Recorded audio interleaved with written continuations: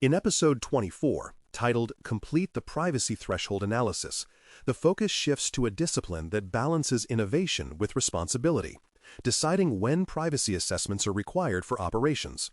A privacy threshold analysis, PTA, functions like a triage form for data handling. It asks the right questions early to determine whether deeper privacy studies are needed and where personal risk might arise.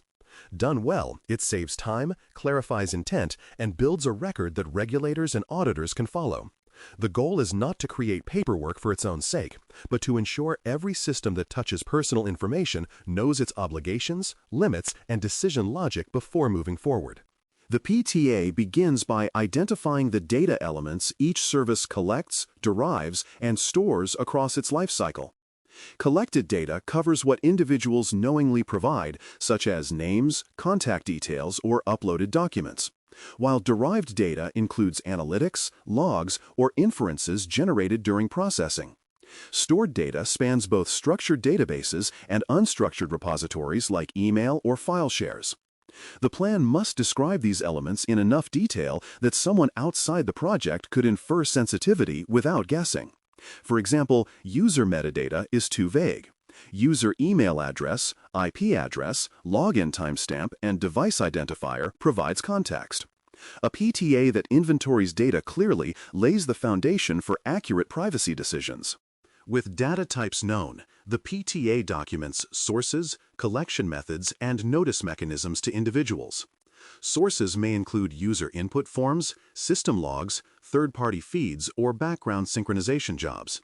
Collection methods describe how data arrives: manual entry, automated polling, or application programming interface (API) exchange, and whether the individual is aware. The notice component answers whether the individual was informed, how consent was obtained if applicable, and where privacy statements are published. Transparency at this stage prevents surprises later when auditors or the public discover undisclosed flows. The PTA's narrative should read like a map: where data enters, how it moves, and what the user knows about that journey. Every legitimate collection of personal data rests on a legal or policy authority. The PTA captures these authorities, citing the statute, executive order, regulation, or contractual clause that permits the collection and its intended use. This is especially critical for government or regulated systems, where every data element should trace back to an enabling mandate. Absence of authority is itself a risk signal and should trigger further review. The PTA does not need to replicate legal text, but it must state who verified the authority, when, and under what scope.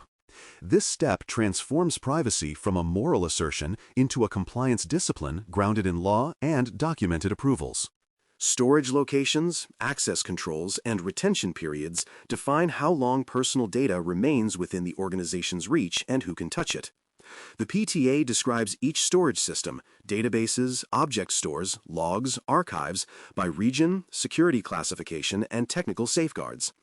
Access control is defined by roles, not job titles, to avoid ambiguity. For instance, developers with break-glass access to production databases under change control approval.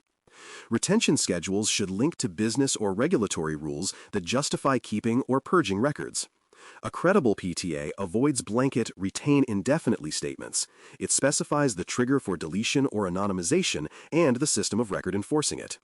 This section often becomes evidence during both privacy reviews and security authorizations. Sharing is the most visible test of trust, and the PTA explains it precisely. Each sharing partner, internal division, vendor, or external agency is listed with the purpose of exchange, the data element shared, the frequency of transfer, and the safeguards protecting them in transit and at rest. Safeguards might include encryption, access restrictions, or contractual clauses on further use. The PTA also notes termination procedures, such as how shared data is returned or deleted when agreements expire. By treating sharing as an operational process rather than a policy slogan, the analysis creates traceable accountability. A single table or narrative paragraph per partner is enough if it covers purpose, schedule, and protection. Once the data flows and protections are mapped, the analysis evaluates privacy risks and mitigations at a high level. Typical risks include unauthorized access, secondary use without consent, or inaccurate data leading to harm. Each risk should be described in terms of likelihood and potential impact, with existing or planned mitigations summarized in plain language. Examples include stricter access control, data minimization, user notification enhancements, or additional encryption. The PTA is not meant to exhaustively assess risk. That belongs to the Privacy Impact Assessment, PIA, but it should capture the reasoning that led to the initial judgment. This high-level assessment helps reviewers decide whether privacy exposure is material enough to warrant deeper investigation. The outcome of the PTA is binary, but reasoned. A Privacy Impact Assessment, PIA, is required, or it is not. The justification must cite facts, not preferences. If sensitive data, extensive sharing, or automated profiling is involved, a PIA is almost certainly required. If data collection is limited to anonymous statistics or operational telemetry with no individual link, the PTA may conclude that no further assessment is necessary. Regardless of outcome, the PTA records the rationale, the approver, and the review date. In mature programs, this decision feeds into a central privacy registry, which auditors and privacy officers can reference during compliance reviews. Transparency in the decision prevents confusion when new stakeholders join the project. A recurring pitfall lies in vague descriptions of data elements that mask sensitive attributes. Teams often write user information or metadata without specifying that the field contains birth dates, session identifiers, or precise location data. This ambiguity can cause the PTA to understate risk, delaying appropriate controls. The solution is discipline specificity. Describe each field with enough detail for another professional to identify sensitivity unambiguously. Even when sensitive attributes are encrypted or tokenized, they must be acknowledged. The lesson is simple. Clarity protects, vagueness conceals. A quick win for any organization is to standardize the PTA process using a repeatable checklist applied to every data store, system, or new feature. This checklist asks the same baseline questions: what data is collected, how it is used, where it resides, who accesses it, how long it is kept, and whether any of it could identify a person. Automation helps, but even a manual template ensures consistency and saves analysts from rewriting fundamentals. Checklists do not trivialize privacy, they institutionalize it. They also provide ready evidence for auditors who prefer seeing uniform reviews rather than one-off narratives. Imagine a practical scenario. A product team introduces a new feature that captures user email addresses for account recovery. The addition seems minor, but alters data classification because contact information is now collected and stored. A prompt PTA update would re-examine data elements, storage security, notice language, and sharing with email service providers. If sensitivity rises, a full privacy impact assessment might follow.